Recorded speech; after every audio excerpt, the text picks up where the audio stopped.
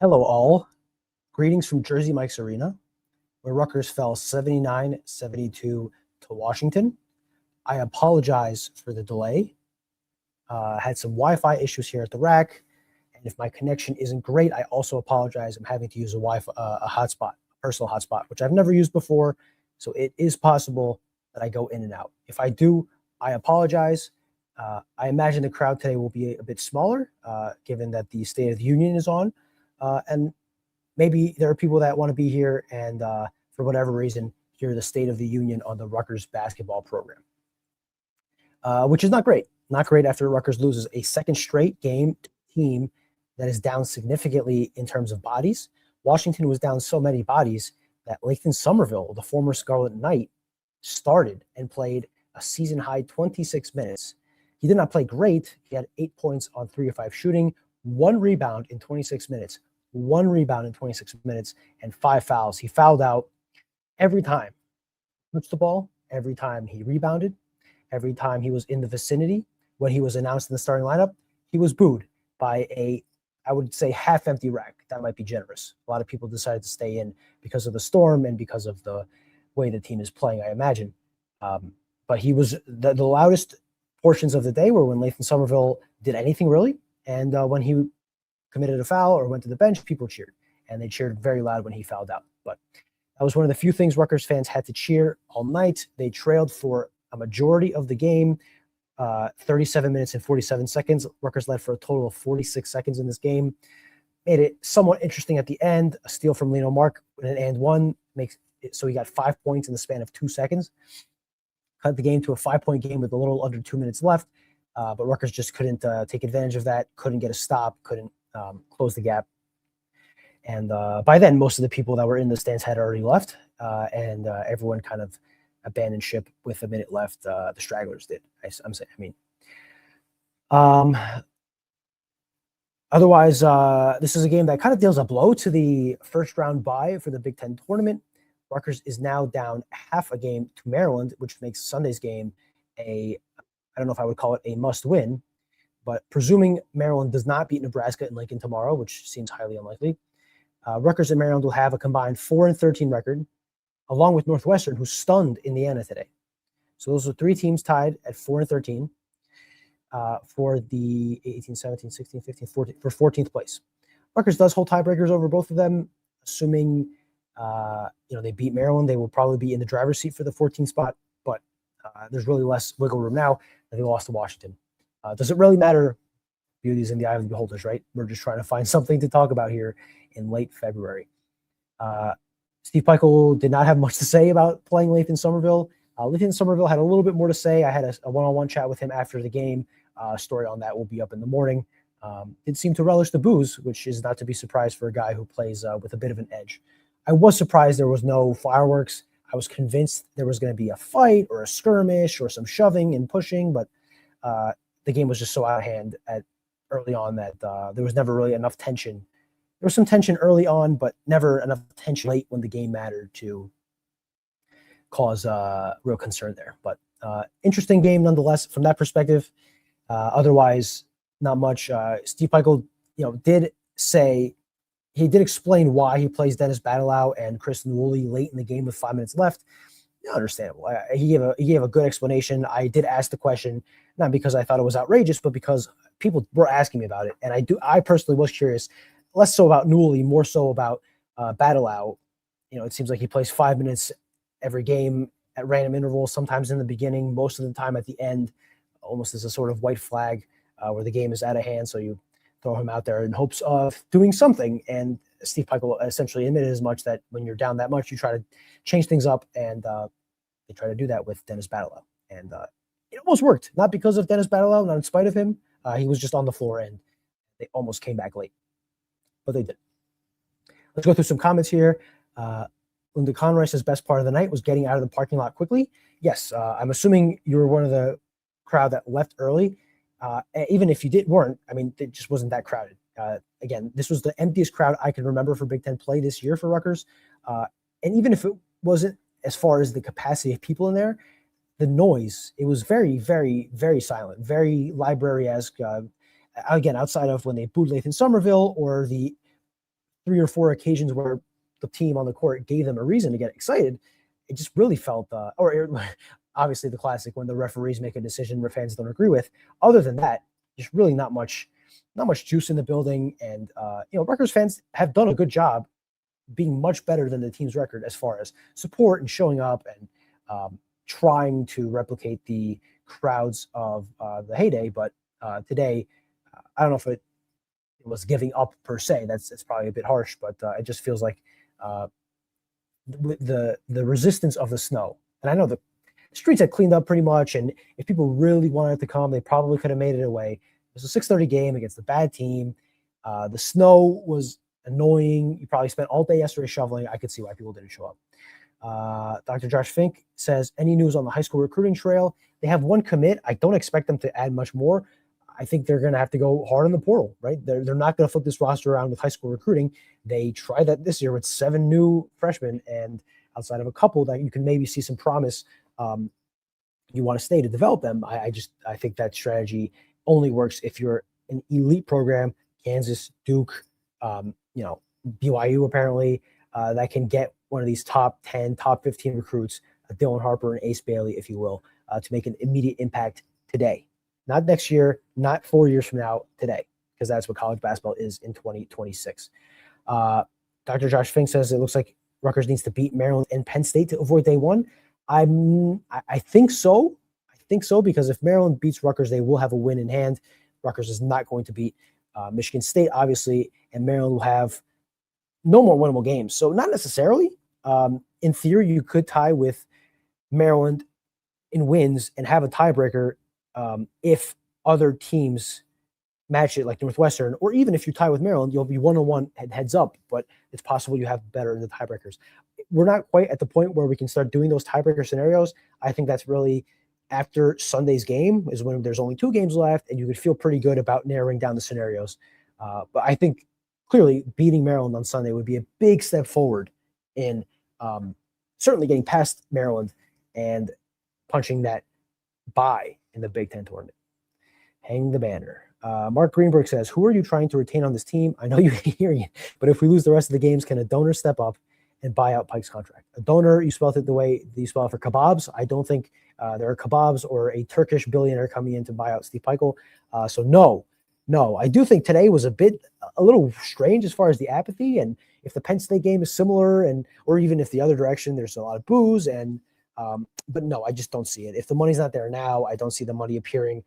If someone's not mad enough to pay the buyout right now, I don't think losing to Penn State and Maryland is going to change their minds. In theory, if they were going to make their pitch on why they should stay, they are outperforming the albeit very low preseason expectations. So you can, but I think a reasonable argument would be you can't punish them for being bad when the expectation was they're going to be bad. Right. So if they're going to ride the justifiable argument of the lack of NIL, or defensible argument, I should say, I think if it was going to happen, it would happen already. And as I've said on the podcast, I'm putting a moratorium on talking about, or an embargo or whatever, on talking about who I would retain, who I would keep. Stocks go up, the stocks go down after every game. Let's do a holistic big picture view after the last game. I'll have a story at that point, and we'll talk about who should stay, who should go, or who we think will stay and go. And we'll talk all about that after the game. I know you guys want to talk about it now because there's really nothing else to talk about, but I just think it's a fruitless exercise to be, every game juggling, because then you lose track. I lost track of who I said 2 games ago, or who I said last game, who I'll say this game. And it'll be fun little, sugar rush fodder here, but I just don't find much value in it, to be honest with you. John Harding says, first half of the season, I thought Buchanan was a big disappointment. At this point, however, it is clear that Dylan Grant has been the hugest disappointment. No fight in him. I would say Dylan Grant has been the biggest disappointment, no doubt. Part of that because we had the biggest expectations on him. Certainly we did, and I'm sure a big segment of the fan base did. But even beyond that, I think he's been, to this point of this comment, low motor and not productive. He was efficient in the last game, in the last win, I should say, against Penn State. He's had his spots there, but he has not been the consistent scorer and consistent top player on this team that we expected. And while that would still been possible, if the Tariq Francis scenario continued, Tariq Francis is clearly the alpha dog and the best player on this team offensively. Even if that were the case, you would want Dylan Grant to be that second guy And I'm not even sure he's in the top 5 right now, to be frank with you. Just he's been very disappointing. I would agree with this comment, John Hardy. Mark Greenberg says it's painful to watch the offense over the years. No sets or systems in place. He's known for his defense, but that's been really bad as well. So that's the thing.